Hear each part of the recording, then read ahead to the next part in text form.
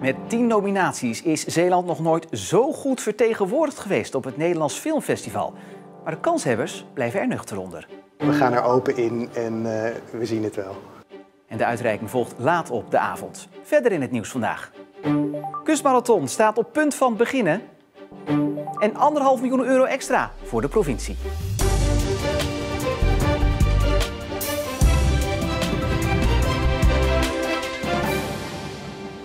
Goedenavond. Na 2 jaar wachten staat het grootste sportevenement van Zeeland eindelijk weer op punt van beginnen.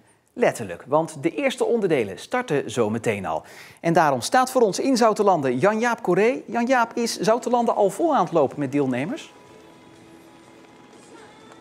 Het begint langzaam drukker te worden, Martijn. Maar zoals je achter me ziet, het weer is nog niet top. Dus wachten sommige deelnemers misschien ook wel even tot vlak voor de start om hier ook aan te komen. Ja, en dat weer is natuurlijk een veelbesproken punt bij de Kustmarathon, zoals altijd. Bij mij organisator Chris Simons. Ja, Chris, nu slecht weer. Hoe kijk je naar de rest van het weekend? Ja, dat zal ongeveer hetzelfde blijven. Maar ja, wind is niet erg.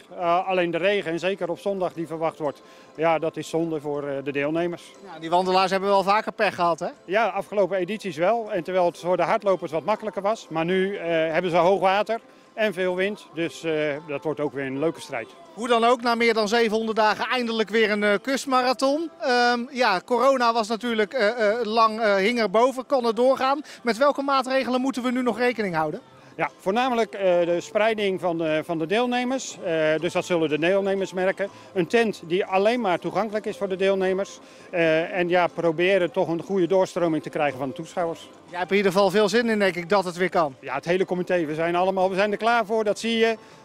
Ja, het weer, dat hebben we niet in de hand. Maar is ook weer heroïs en echt Zeels. Een van die deelnemers die rekening moet houden met die maatregelen die er nog wel zijn, is de winnaar van 2019, Tim Pleijten. Eens luisteren wat hij verwacht van de komende editie. Een paar weken terug zei ik van nou, ik ben echt nog niet zo goed als in 2019. Maar de laatste 2 weken gaat het echt heel lekker met trainen. Dus of ik zo goed ben als in 2019 weet ik niet. Maar ik ben wel heel tevreden met de vorm die ik nu heb. Dus ja, dat geeft gewoon een heel lekker gevoel. Wat je ook al vroeg, heb je er zin in. Ja, als het goed gaat, dan heb je er wel zin in. Of Pleijten net als in 2016 en 2019 weer als eerste in Zoutelande kan aankomen, weet hij niet. Maar hij vindt het wel fijn dat hij nu eindelijk zijn titel kan verdedigen.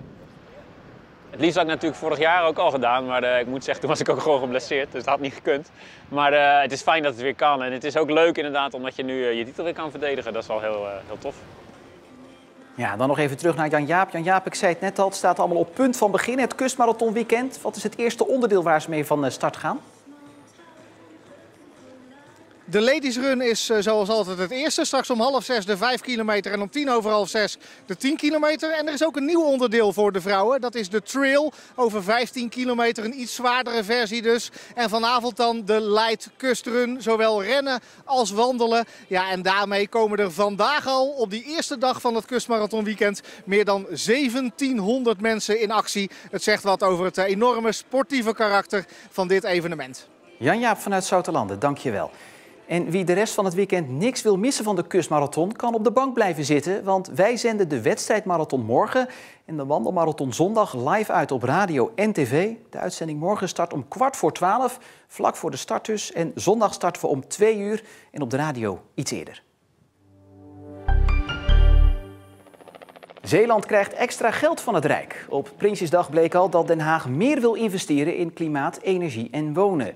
En dat betekent voor Zeeland een directe verhoging van de uitkering uit het provinciefonds. En dat geld is hard nodig. We verwachten dat dat ongeveer 1,5 miljoen euro structureel is. Dus dat krijgen we ieder jaar erbij om taken uit te voeren. Maar als je dat relateert aan opgaven als de klimaatadaptatie, de energietransitie, ons totale mobiliteitssysteem wat moet veranderen, de arbeidsmarkt, zichtbaar Zeeland, hoe wij dat noemen. Dat zijn allemaal taken die bij ons liggen. Nou, en daar hebben we dat geld ook echt heel hard voor nodig. Het aantal testen voor toegang in Zeeland is in de afgelopen dagen sterk toegenomen. Want wie uit eten of naar een evenement wil en nog niet is gevaccineerd, moet een coronatest laten doen. Werden er vorige week nog 180 testen in een hele week afgenomen, zijn het er nu op piekmomenten 1000 per dag. Reddingsdiensten hebben vanmiddag voor de kust van Terneuzen gezocht naar een drenkeling. Daarbij werden meerdere helikopters, een vliegtuig en reddingsboten ingezet. De melding kwam rond 2:30 binnen en een klein uur later werd de man gevonden en direct gereanimeerd. Wat er precies is gebeurd en hoe het nu met het slachtoffer is nog niet bekend.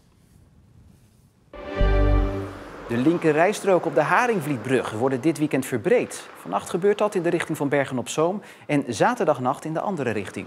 Eind augustus ging de maximumsnelheid op de brug al omlaag en werden de rijstroken ook versmald om verdere slijtage aan de brug te voorkomen. Nu blijkt dat veel weggebruikers moeite hebben met die versmalling, is er gekeken naar een oplossing. Door een radarcontrole uit de middenberm weg te halen, kunnen de linkerrijstroken nu dan ook 40 centimeter worden verbreed. Scheuren in de muur en water waar geen water hoort te staan. Huurders van duurzame huizen van de corporatie Stadlander in Sint Maartensdijk klagen al 4 jaar. Maar in hun ogen wordt er te weinig mee gedaan. Vooral met de warmte die in huis blijft hangen. Tussen de 27 en 36 graden in huis, dat is onleefbaar. Op die warme dagen dat die warmte gewoon 4-5 maanden blijft hangen in het huis. En dat je er niet meer vanaf komt. Ook al zet je alles open tegenover elkaar. Na halverwege oktober slaat het om en dan krijgen we al die koubruggen eigenlijk vanuit de afzuiging krijgen we die. En dan zit je weer in de kou. En Stadlander is op de hoogte van de problemen en zegt hard te werken aan een oplossing. Zo testen ze op dit moment verschillende oplossingen uit. En de resultaten daarvan worden eind van het jaar verwacht. Volgende week maakt het Vlissingse poppodium De Piek de zoveelste doorstart in zijn 52-jarig bestaan. Iedere keer wanneer het podium met sluiting werd bedreigd, klom Vlissingen de barricades op en kreeg De Piek uitstel van executie. En op die barricades was ook altijd Jaap van Boven te vinden. Welkom in De Piek. We mogen weer. 2 oktober gaan we weer van start. Het concert is geloof ik 3 keer uitgesteld, maar we mogen weer los. Loop even mee naar de bar. Het hoeveelste leven van De Piek is dit nou eigenlijk? De Piek bestaat 50 jaar, nu ondertussen 52 jaar. Hè? Nou ja, kat met 9 staarten, dat was iets om mee te slaan. 9 levens, veel meer 9 toch? levens in ieder geval. Kijk, dit is de zaal van De Piek. Historische grond. Leg nou eens uit waarom deze zaal, die ruikt naar verschaald bier en muzikantenzweet, Zweet, ja. zoveel mensen op de barricades krijgt elke keer wanneer er weer sluiting dreigt. Ja, nou ja, om te beginnen is het natuurlijk een van de oudste poppodiums van Nederland, op 2 na. Bestaan al meer dan 50 jaar op deze plek. En dit is een historische grond. Die hebben duizenden artiesten gestaan, van ook hele grote. Ook beginnende artiesten. Zoiets mag gewoon niet verdwijnen. Dus ja, daar moeten wij dan schijnbaar iedere keer weer voor de barricades op. Het zij zo. Nou, de backstage van De Piek, hier eigenlijk boven het podium. Maar dit heeft de kans dat dit klaar is en dat jullie ergens anders naartoe moeten. Dat zou kunnen.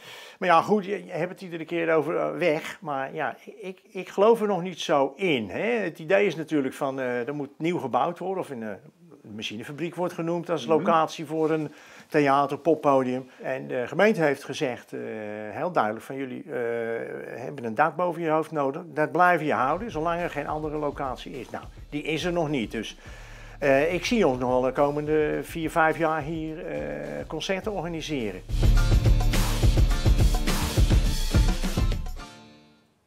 Gaat Zeeland een record verbreken vanavond door alle 10e nominaties voor een Gouden Kalf te verzilveren?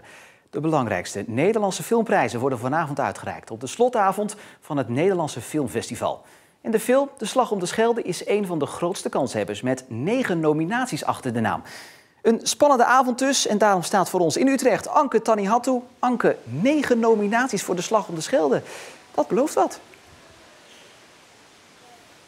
Ja, je zou denken, daar moet er toch wat binnen te halen zijn. Maar we moeten echt niet te vroeg juichen, Martijn. Want het is echt al eerder voorgekomen dat films heel veel nominaties hadden en vervolgens met niks naar huis gingen. Ook Zeeuwse verhalen, bijvoorbeeld De Storm van Benson Bogaert uit 2009.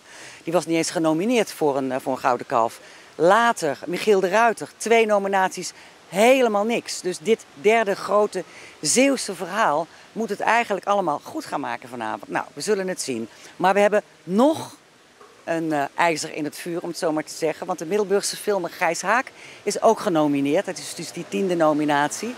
Met zijn film 13 dagen over het overlijden de leidensweg van zijn vader tot aan zijn dood. Een prachtige kleine documentaire.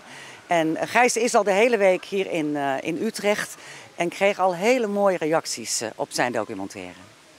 Zo, dan ben ik dan weer schoon. Ik ben wel ontroerd door de reacties. De mensen zijn echt geraakt en vinden het een mooi onderwerp. Maar zeggen ook dat het puur liefde is wat ze zien. En ik ben blij dat mensen dat zien. Ik had al 10 jaar geleden of zo een nieuwe heup moeten nemen. Maar ik ben daar gewoon erg principieel tegen. Dat past niet bij de manier waarop ik met mijn lijf wil omgaan. Het gaat over het levenseinde van mijn vader en dat is natuurlijk heel verdrietig. Maar aan de andere kant ook heel mooi, want hij wil het ook. Wat hij ook zelf in de film zegt, het is wel verdrietig, maar verdriet is ook heel mooi. Het plan is om te beginnen met niet eten, niet drinken en dan ga ik vanzelf dood. Hoe zit het met de concurrentie? Ja, ik heb ze even bekeken en ja, het zijn natuurlijk hartstikke mooie films. Het zijn totaal verschillende films. Ja, ik vind dat altijd heel moeilijk om dat met elkaar te vergelijken. Dus we gaan er open in en we zien het wel. Ja, een nuchtere reactie, Anke, maar ja, desalniettemin een spannende avond voor de makers. Wat denk jij? Nou, ik denk dat Gijs Haak een Gouden Kalf gaat winnen. En ik denk dat de Slag om de Schelde, ik hoop eigenlijk dat de Slag om de Schelde de publieksprijs, dus van de bioscoopbezoeker, gaat winnen. En ik hoop ook een beetje op het Gouden Kalf voor het beste scenario, want het is natuurlijk een Zeeuws verhaal. En dat maakt het ook een beetje ons Gouden Kalf. Nou, Anke, we gaan het zien. Dank je wel. Als je goed keek, dan zag je het. Kleine opklaringen vanmorgen, maar het was valse hoop, want het betrok al snel en het werd grijzer en grijzer en ook natter. Kortom, herfst. Ja, dan het weekend. Morgen droog, maar deelnemers van de kustmarathon kunnen beter ook een poncho inpakken. Want in de middag gaat het langzaamaan meer regenen. En op zondag hetzelfde verhaal, maar dan in omgekeerde volgorde. Met opklaringen juist in de middag. En tot zover Zeeland Nu voor vandaag. Aan alle deelnemers van de marathon succes. En voor de rest veel plezier met kijken vanaf de bank. Een fijne avond, een goed weekend en tot morgen.